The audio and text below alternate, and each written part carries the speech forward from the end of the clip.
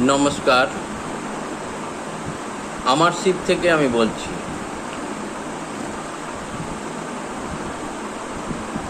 এই জগৎ সত্য, ব্রহ্ম সত্য।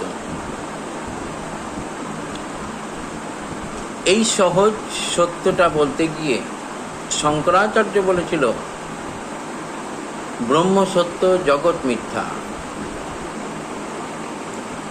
কিন্তু বিজ্ঞানে বলছে যেখানে সব কিছুই সত্য,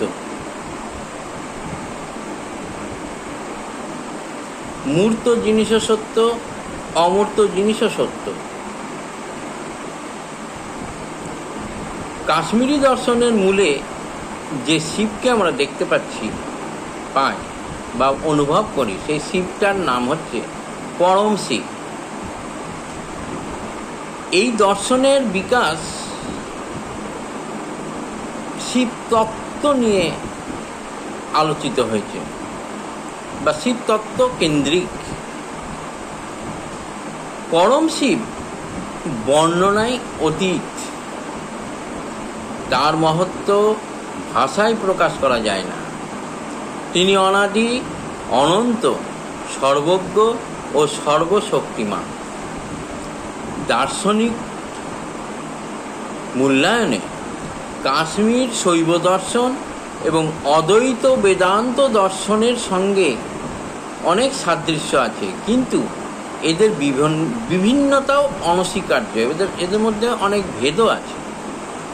কাশ্মীর অদ্বৈত দর্শনে যাবতীয় বস্তু যা দেখা যায় সবই হচ্ছে চৈতন্যের প্রকাশ,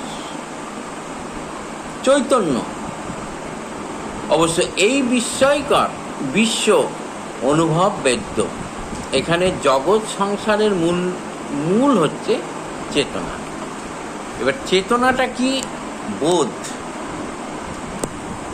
আমাদের যে বোধ শরীর সম্পর্কে বুঝতে পারে, তখনই হচ্ছে চেতনা।